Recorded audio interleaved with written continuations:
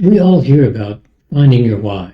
Simon Sinek wrote a great book, Find Your Why. What about your why nots? Legitimate reasons you're not doing the things you want to do. You're not reaching your dreams or the goals that you set for yourself early on. They might be legitimate reasons standing in your way.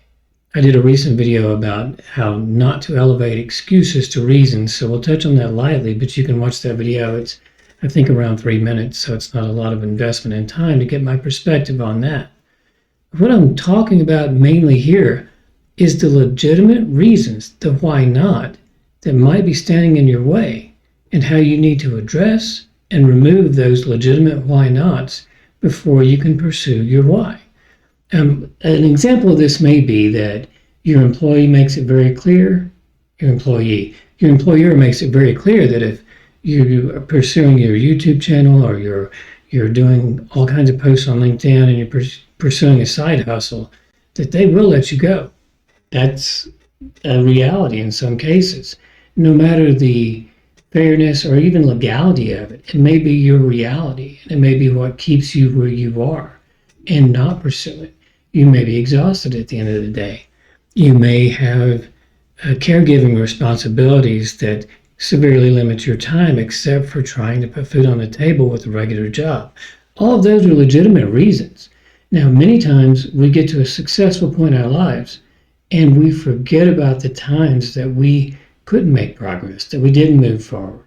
I've talked about that in the past as well. Well, in this particular case, the advice I would give you is to identify your why nots. Why can't I do the things I want to do? There may be real reasons in your way, and you might have to find a way to move them out of the way.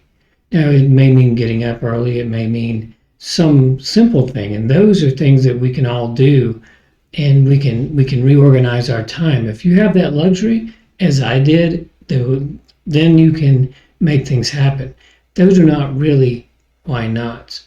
The why not may be that you have no child care, that your kids are young, that you can't find any time or energy to work on what you want to work on. So you need to look very holistically at how you might be able to change situations in very small ways. I'm not talking about walking away from your family or your responsibilities. I'm not talking about expensive daycare or any of that. Find some ways that you can start edging the activities that will move you forward into an already crowded and busy life. If your why not is psychological, then you need to address that as well as an independent entity, a thing to look at and say, how do I get around this? What is the thing that I need to do that will allow me to move forward? One of the things I dealt with in the past was complete burnout. And I had no idea what burnout was. I thought it was just a word that we all use when we were really tired or didn't want to do something. And it's not that at all. It's a psychological condition that comes about over time, and it shares some aspects with chronic depression and PTSD. Had no idea. So I learned a lot about neurology as a hobbyist, just trying to change my own life, how dopamine works and why we do the things we do to try and overcome that.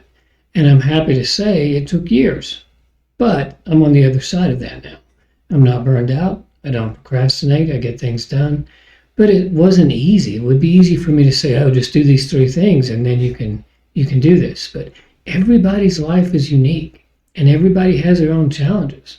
So I think in this one take, I would like to say, if you have legitimate why nots, if you truly look at what's going on in your life and you say, this is something standing in my way, then stop what you're doing, see that as a barrier, and start working in creative ways to see if you can remove that barrier or maybe limit that barrier a little bit so that you can get some work done on what you really want to be doing. And that's about all I want to say on that topic right now. Thank you all for listening, and I'll see you next time.